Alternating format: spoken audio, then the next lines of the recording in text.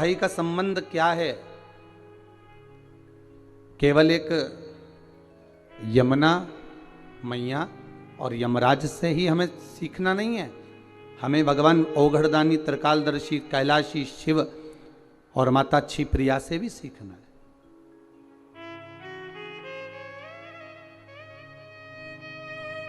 कि मां जगतजननी जगदम्बा माता पार्वती भोजन को तैयार कर कर रख देती हैं और भगवान शंकर की बहन क्षिप्रिया जी आती हैं और उस भोजन को ले जाकर नंदीवर को, श्रृंगीवर को, भृंगी को, आदिकादिक को ले जाकर खिला देती हैं। अर्थात इसका मतलब ये नहीं है कि केवल ननंद भाभी को कष्ट दे रही है या ननंद भाभी को त्राण दे रही है या परेशान कर रही है, उसका मतलब ये नहीं है। उसका मतलब ये है कि हमारी भाभी अगर ननंद कोई शब्द कहती है, ननंद अगर कोई ताना देती है, ननंद अगर कोई कृत्य करती है, तो वो भाभी को बल प्रदान कर रही है कि हमारी भाभी में कितना बल है, कितनी प्रबलता है, कितनी प्रखरता है, कि वो किस कार्य में माता जगतजननी जगदम्बा माता पार्वती भोजन बनाकर रखती और माता क्षिप्रिया आती और भोजन ले जाकर नंदी को दे देती। माँ फिर तैयार करके रखती, आती और भृंगी को दे देती। माँ फिर भोजन तैयार करती, वो उठाती और श्रृंगी को दे देती। वो बारंबार भोजन बना रही हैं और बार बार माता क्षिप्रिया आकर उसको उठाकर नंदी, भृंगी, श्रृंगी को दे देती है। अर्थात इसमें परीक्षा नहीं है, इसमें माता पार्वती को बल प्रदान करना। अगर हमारे जीवन में थोड़ा सा कष्ट आता है, थोड़ी सी तकलीफ आती है, थोड़ा सा रोग आता है, थोड़ी सी बीमारी आती है, थोड़ा सा दुख आता है, तो ये ना समझिएगा कि ये हमको परेशान करने के लिए आया है। वो दुख, वो तकलीफ, वो कष्ट, वो रोग, वो बीमारी, जो भी हमारे जीवन में दुख आया है, वो हमको कुछ बल प्रदान करने के लिए आया है, हमें कुछ सिखाने के लिए आया है।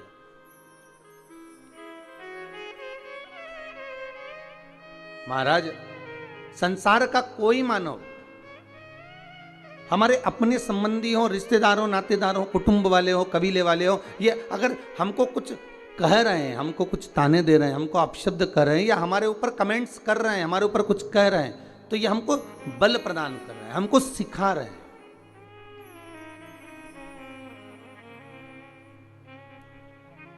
साइकिल चलाने वाला एक बच्चा बार बार गिरता है, फिर उठता है, फिर गिरता है, फिर उठता है, फिर गिरता है।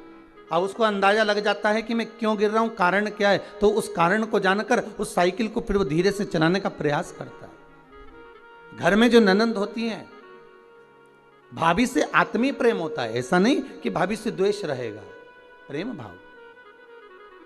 वो भी चाहती हैं कि इनमें बल प्राप्त हो, इनको बल प्राप्त हो, जिससे ये आने वाले समय को एक सम्मुख में चुनौती के रूप में लेकर चले, बल प्राप्त। महाराज, कितना सुंदर भाव कहा है भगवान शिव। आप सभी ने शिव महापुराण में तो पहले भी श्रवण करा है।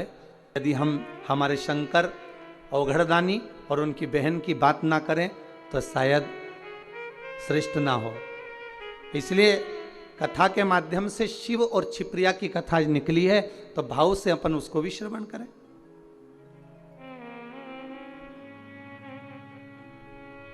दूषण नाम के राक्षस ने जब चारों तरफ उपद्रव मचा दिया उज्जैनी में, और उस अवंतिकापुरी में, उस उज्जैनी में जब चारों तरफ उपद्रव मच गया, जहां तहां चारों तरफ ब्राह्मणों के बच्चों को लेता और दूषण नाम का राक्षस निचोड़ निचोड़ कर पीने लगा रक्त को,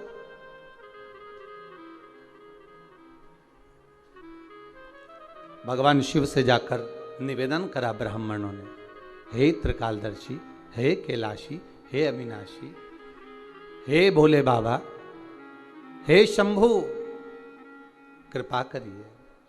जब दूषण नाम का राक्षस परेशान करने लगा, कष्ट देने लगा, ब्राह्मण के बच्चों को निचोड़ कर उसका रक्त पीने लगा, तब सारे ब्राह्मणों ने जाकर निवेदन करा भगवान देव अधिदेव महादेव से, प्रभु कृपा करो। शंकर भगवान बोले मैं इस दूषण नाम के राक्षस का संहार तो कर दूंगा, पर बात ऐसी है कि ये दूषण का जहां रक्त गिरेगा वहां ये और जन्म लेता रहेगा। महाराज 84 बार ये दूषण नाम का राक्षस जन्म ले सकता है, 84 रूप ये धारण कर सकता है।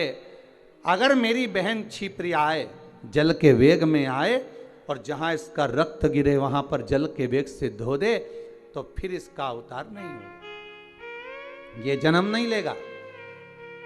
ठीक है महाराज। माता क्षिप्रिया से जाकर सारे ब्राह्मणों ने निवेदन करा, हे मां क्षिप्रा, हे क्षिप्रिया कृपा करिए, जब बाबा मारने के लिए भोलेनाथ जी आए, इस दूषण नाम के राक्षस का काल बनकर, जब दूषण नाम के राक्षस का संहार करने के लिए मेरे देवाधिदेव महादेव जब पधारे, उस समय पर आप आना मां, और उस दूषण नाम के राक्षस का जहां रक्त गिरे वहां उसको जल से धो देना मां। ठीक है। क्षिप्रिया जी राजी हो गई, अपने भाई के लिए आने के लिए तैयार हो गई। यही होती है बहन, यही होता है भाई। पहले भी कथा में कहा है, आज फिर कहते हैं, केवल मस्तक पर भाई दूज का तिलक लगान लेने से बहन की रक्षा का भार नहीं बढ़ गया। जिस दिन आप एक माता के गर्भ से जन्मे हो, जिस दिन माता के गर्भ से जन्म लिया है आपने, और उसी माता के गर्भ से अगर आपके घर में एक बहन का जन्म हुआ है, बेटी का जन्म हुआ है, उस दिन से रक्षा का भार आपके ऊपर बढ़ चुका है, रक्षा का भार बढ़ चुका है। महाराज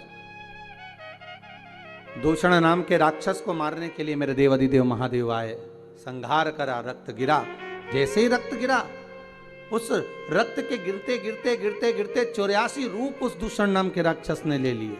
तब भगवान देवाधिदेव महादेव क्या करें, भगवान शंकर उसी समय पर देख रहे थे कि कैसे मार सकता हूं, और मां क्षिप्रा ने आकर, मां क्षिप्रिया ने आकर जल के रूप में अपने भाई के 84 रूप बना दिए। और 84 रूप भगवान देवाधिदेव महादेव के महाकाल राजा के जब हो गए, 84 रूप धारण कर कर उस दूषण नाम के राक्षस का संहार कर दिया।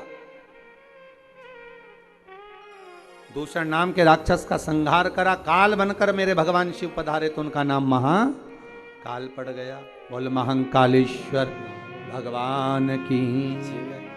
माता क्षिप्रिया जल के रूप में बहने लगी, जिनका नाम क्षिप्रा हो गया। पहले भी आपको कहा है, आज फिर कहते हैं, पूरे विश्व में भारत की भूमि पर इतनी बड़ी राखी कहीं नहीं बनती जो क्षिप्रा जी के घाट से, माता क्षिप्रा के पास से देवाधिदेव महादेव महाकाल राजा को बांधी जाती है। महाकाल बाबा को मां क्षिप्रा की ओर से, मां क्षिप्रिया की ओर से बांधी जाती है। महाराज ऐसा बहन और भाई का संबंध होता है। केवल एक ये नहीं कि बहन ने अगर कुछ मांग लिया और भाई ने कुछ दे दिया, वहीं तक का संबंध है। तिलक लगवाया और 100-500 का लिफाफा दे दिया, वहीं तक का संबंध है। नहीं नहीं। श्री शिवाय नमस्तुभ्यम। हर हर महादेव। एक लोटा जल सारी समस्या का हल। आशा करता हूं कि आज के इस प्रसंग से आपको ज्ञान का आत्मसात हुआ होगा। भगवान शिव की दया जिस भक्त पर हो जाती है, उसके जीवन की दिशा ही बदल जाती है। ऐसे ही कल्याणकारी उपायों के लिए हमारे YouTube चैनल शिव की दया दिशा को लाइक, शेयर और सब्सक्राइब करें, ताकि हमारा अपने धर्म से जुड़ाव बना रहे और हम सभी एक दूसरे से जुड़े रहे। आपका आत्मबल और विश्वास ही आपकी सफलता है। जिस इंसान का जितना विश्वास होगा, सफलता भी उतनी ही होगी।